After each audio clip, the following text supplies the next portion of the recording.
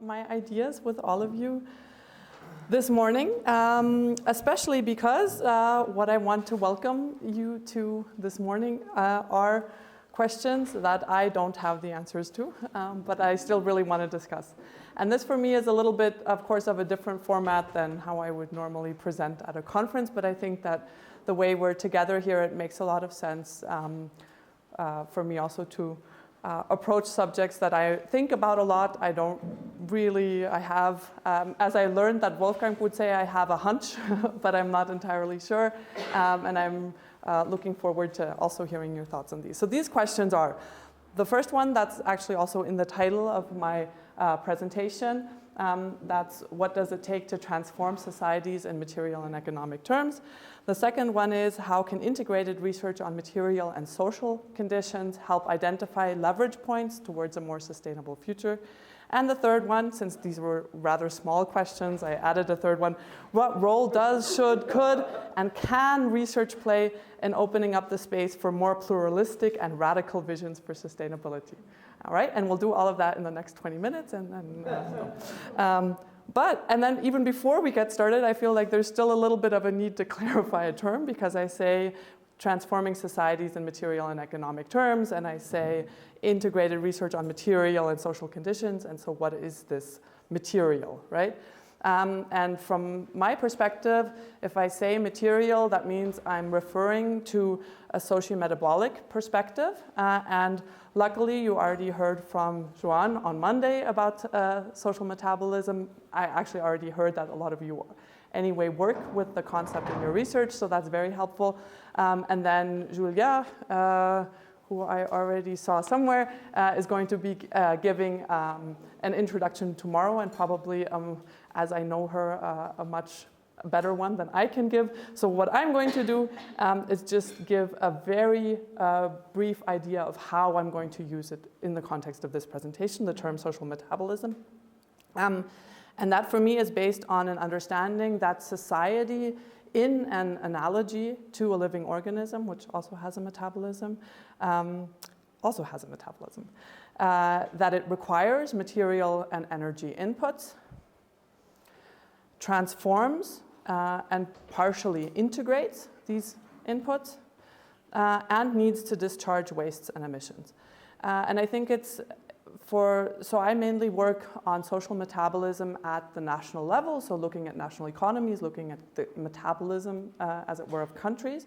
And what I think is really important to highlight is that all three of these, in order to reproduce society, are non-negotiable. Right? Sometimes we have discourses that focus very much on the need for inputs, right? Where are inputs going to come from? Where are we going to get our rare earth minerals from? Where are we going to get oil from? But then, when we have the oil in and of itself, we as human beings can do very little or next to nothing with, right? Actually, if you were to ingest it, it would be quite toxic. So then we need structures that allow us to use this oil, right? So this transforming the material inputs is also not a negotiable or something that we can sort of say, well, maybe we'll do it, maybe we won't know. If we want to use it, it's going to be necessary. And also the need to discharge wastes and emissions. Things are going to go somewhere, right? And we cannot combust fossil fuels and expect there to be no emissions. They can take different forms, right? We can definitely capture carbon, but then we have the captured carbon. It's still there and it still has to go somewhere. So it's really important, at least from my understanding of social metabolism, to understand that all three sides to the coin and what happens in the middle, basically, so two sides to the coin, and, are non-negotiable, are part of this, right? And we have to pay attention to that. And in this sense, I would argue that taking a socio-metabolic perspective allows us, or maybe even forces us, to identify the material and energy inputs, the accumulation into stocks, which I'll come back to a little bit more, but then Helmut is also much more knowledgeable on than I am and will be speaking tomorrow, and outputs in the form of wastes and emissions that societal reproduction requires. So we cannot reproduce society without these. In this sense, it's very important to understand that social metabolism is more than the sum of its parts. And I think that this is probably something that we've all come up against individually in sort of realizing that we are in a way stuck in a system that requires certain levels of material and energy use and doesn't care a lot about what we individually do, right? We individually cannot really push the needle in one direction or the other, which has to do with the fact that a lot of the material and energy resources that we need at the societal level have to do with building up and using structures that we share over time, that we share with others. Sometimes that very small groups of people are only allowed to share in, right? There's questions of access, but that definitely, especially in my work, I'm looking at the metabolism of a national economy, then that's much more and much greater than the sum of individual resource needs. And the second thing that I've already tried to get at a little bit is that this metabolism is not arbitrary, but it's tied to the dominant form of societal organization. And what I mean by that, this is a question to you now, if we say we have an agrarian society that depends largely on doing agriculture, then what will we need in terms of resources? Any ideas? Like if we, yes? Water, I didn't think of water because I don't work on water and it's not going to be on my list, so thank you so much, Hannah. Yes, Benny. Muscle power, so labor, right? Human labor, land, animal, seeds, exactly, so all forms of biomass. I'm really sorry I didn't say water, but thank you so much, I want to highlight it again. Water, yes, exactly. So if we have an agrarian society, we cannot have that society without land, labor, biomass, water, right? So it's impossible. What does that mean for fossil capitalism? What do we need to have fossil capitalism? Fossil fuels, right? Or probably at least for the current shape it has, high energy density, controllable point resource, energy resources. I mean, it theoretically maybe wouldn't have to be fossil, but they have certain characteristics in the system, right? Okay, so, which also means if we say fossil fuels, then it means no fossil capitalism without greenhouse gas emissions, for example, right? If we're saying capitalism, it also means that we're not going to have this without the ability to exploit labor, right? So, and here it becomes really important from a socio-metabolic perspective that if we have a certain dominant system, then we can't arbitrarily say that we're going to have this exact same system, but with different resource flows.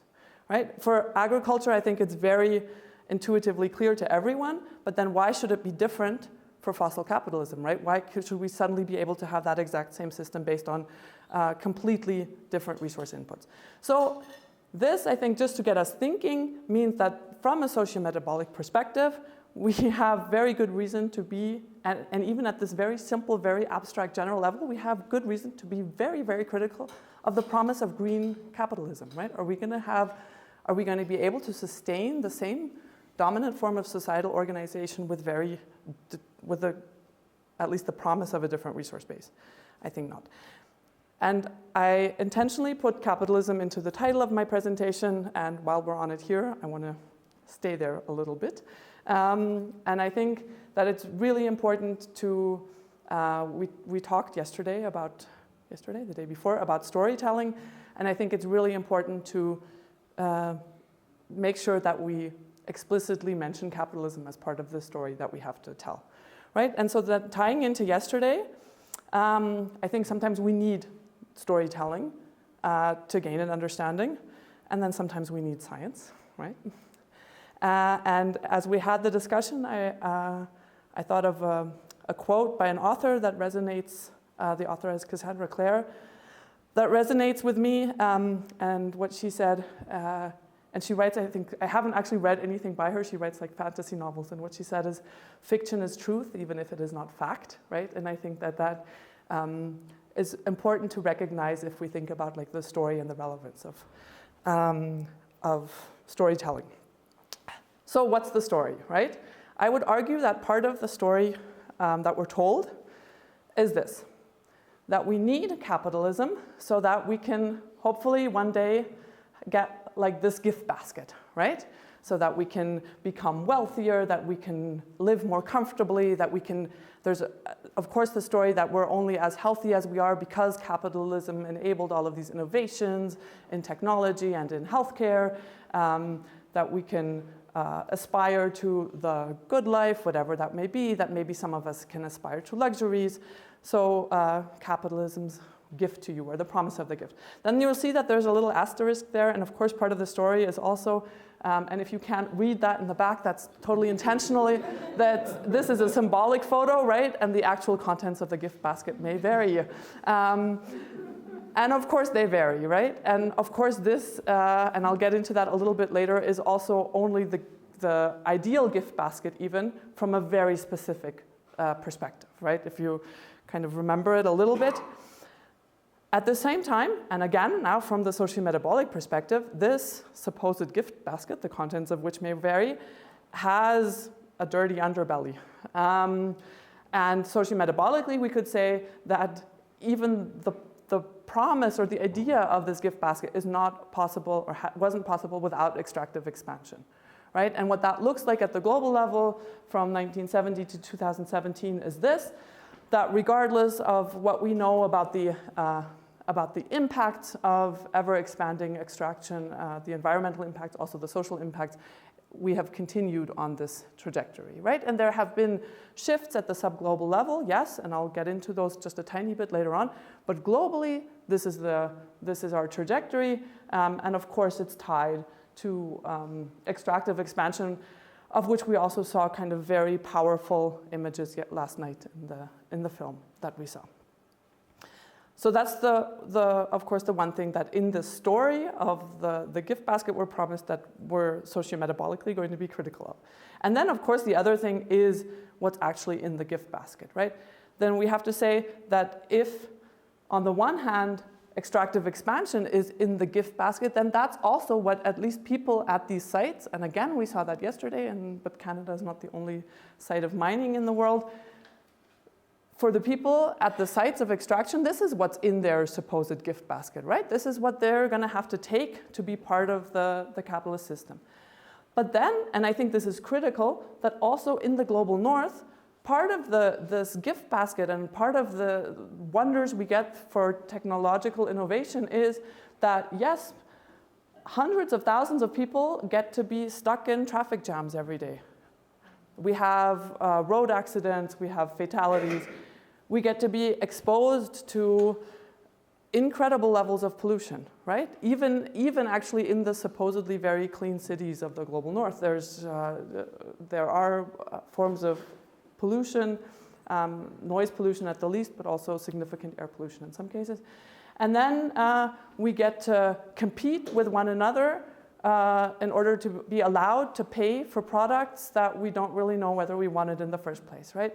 And I think it's really important to make this explicit that in the global north, and even as we sit here as representatives of extremely privileged people in the global north, that it's not like what we're living is the wonderful good life, right? And I think we have to stop communicating it like this, sort of saying that, well, we had the chance on the basis of resources to have this wonderful life, but unfortunately now others can't have it.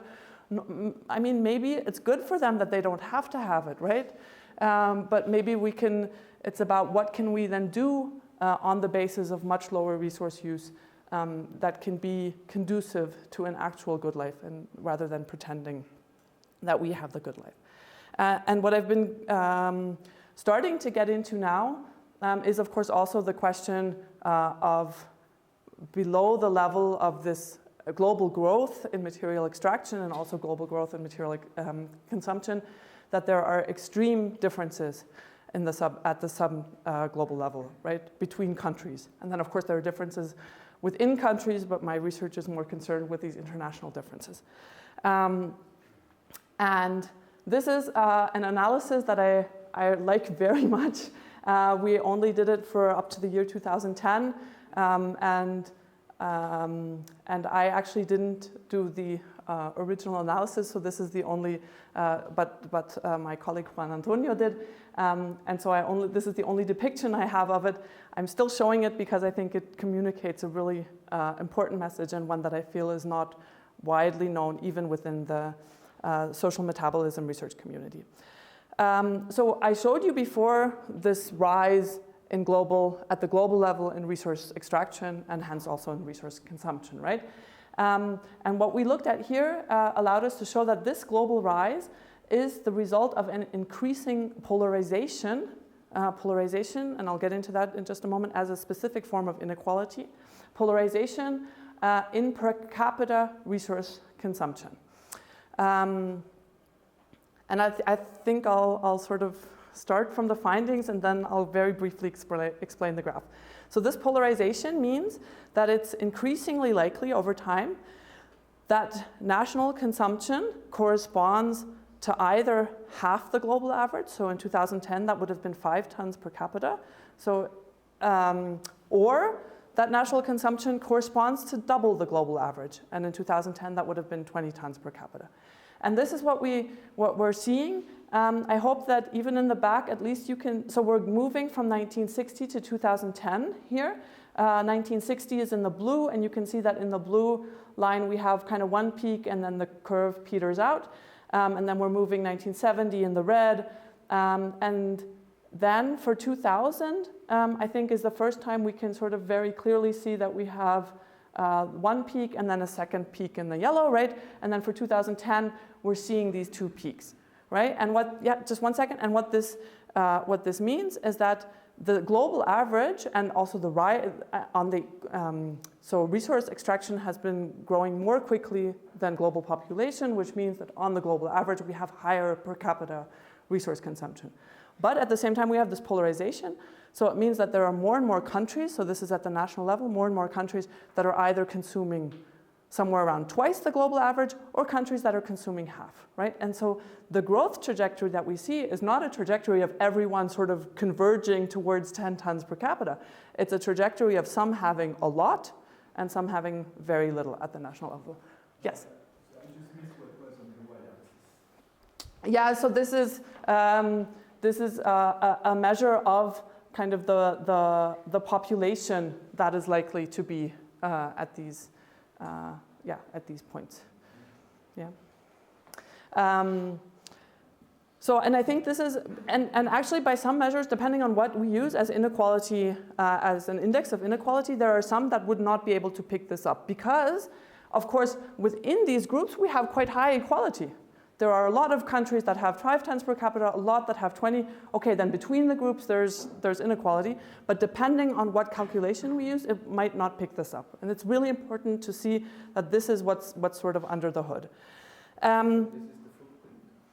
This is DMC, so this is material consumption, which means it's extraction plus imports minus exports, right? And what Helmut was asking about are these footprint measures where we try to estimate material extraction no matter where in the world it occurs that's necessary to satisfy a given level of final demand. And this is important if you think about it because countries, for example, that we talked about, or I briefly mentioned the example of Chile and Chile's copper exports yesterday. So copper, for example, is a material that is a metal that's exported at ore grades of 1% or below. So there's 1% of copper in the ore that's excavated, and then Chile extracts copper ore and exports copper concentrates or copper wire. And this means that, of course, in Chile there's an incredible amount of land use. You can again imagine from the movie that we saw yesterday of energy use, of water, of material resources that goes into producing a comparatively small amount of copper for export, right? And if we're looking at this DMC indicator, a lot of this will look like it's Chilean consumption, right? And so this is important to know that here the actual concentration or the polarization might even be stronger if we consider this footprint type approach. I'm sorry, that was like a quick plug-in that I hadn't planned, but if you have questions about that, we can go into them at the end. And in the face of this inequality, or also as part of the reason for this inequality, actually resources are redistributed through trade. And what I want to, like, in the interest of time, very quickly draw your attention to now. So what we're looking at here from 1970 to 2017 is at the country level, the physical trade balance, so imports minus exports, for income-based country grouping. So in blue are the low-income countries, in orange are the lower middle-income countries, in gray are the upper middle-income countries, and in yellow are the high-income countries. And what we see is that for most of this period of time, we have the positive values are net imports, so imports are higher than exports, right? And we have net imports into the high-income countries sustained on the basis of net exports from the middle-income countries. Again, very important if we think about kind of the mode of societal organization that requires a certain social metabolism to sustain it. If we have a mode of societal organization that requires net imports, then we automatically know that that can never become universal, right? Because we can't, not all countries can be net importers. They have these net exports have to come from somewhere. For the longest time, they came especially from the high-income countries, and then we see an incredible shift in the later years, and I'm going to leave you with this as a cliffhanger. And if you're interested, then you can ask a question about it. Because before I go into that, I want to come to a very quick interim result that I hope at this point you will agree with is a result. It doesn't answer any of my questions, but I still want to say that we got there, which is that viewing society socio-metabolically aids our understanding of the problems. Is that good? Okay, good. Then I have 5 minutes, and I actually do have, well, 4 minutes not to answer 2 more of the questions, right? Just to remind you of them. The second one is on the question of leverage points. And for this, I very, very quickly want to get into the idea of stocks, but I'll only sort of touch upon it. So here, I think if we're thinking about leverage points, it's really important from a socio-metabolic perspective to take into account that materials increasingly are processed in some way through stocks. And in social metabolism, if we say stocks, then we're talking about the buildings, the infrastructures, the machines, the durable consumer products that are not kind of within 1 year an input and an output, but that remain within our social systems, right? And just to give you a little bit more of kind of an image of imagining why materials are increasingly processed through stocks. Of course, if we think about harvest and extraction, for much of not for much of agriculture, I think that would almost be wrong, but like for the main share of harvest, of biomass harvest in the world, we have harvest and extraction by machinery, involving machinery, right? Then we have, and of course for extraction, for fossil fuel extraction, we actually, again in the movie yesterday, right, we saw the shift from a lot of kind of work that relied on labor power to a lot more that relied on machines. Then we have processing in factories, we have transport on roads or tracks through pipelines and ships, right? These are all stocks that we need in order to be able to do these things in our current system. We have storage, really, really important also in question, and with an eye on distribution is the question of where is storage happening, who controls storage, because we have a lot of things by now that are being stored and sold later. We have retail, we have them, and then even for consumption and use, we have to manipulate the resources that we do get with machines and appliances, right? Because electricity, there's almost nothing I could do by myself with electricity, right? I need machines to make use of this. And then, so we have these stocks, they're super important. And these stocks have both legacy and, I want to very, very quickly argue, they also have leverage. So they have legacy, of course, because these stocks require resources when they are constructed. Obviously, we have a lot of resources tied up into them, but they also determine future resource flows, right? Because depending on how we build buildings, on where we build roads, on whether we build airports or high-speed railway networks, we're determining future resource use. And there's a study that I always quote that I think illustrates this very nicely, even though by now it's a little bit slightly old.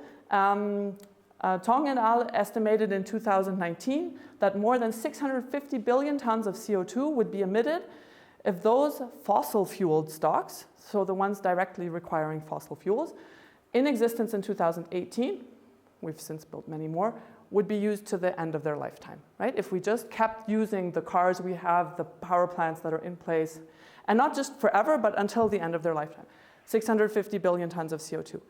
At that same time, the IPCC estimate of what would allow us to remain within 1.5 degrees global heating was 420 to 580 billion tons of CO2, just using the fossil fuel stocks already in existence. And this, I think, is just a very powerful example of the legacy effects of these stocks. But now I said they have legacy and they have leverage. And I think they have leverage, and this is something where, as it happens so often, the environmental and social movements were a step or two ahead of research and academia, right? All of the environmental movements that are currently mobilizing against the buildup of fossil fuel stocks are actually very importantly using these leverage points, right? Because it makes a difference whether we build airports now. It also makes a difference whether we build dams now, even for supposedly green hydroelectricity. Even like a more Austrian local phenomenon, it makes a difference whether we build infrastructures to support individualized motor vehicle transport, right?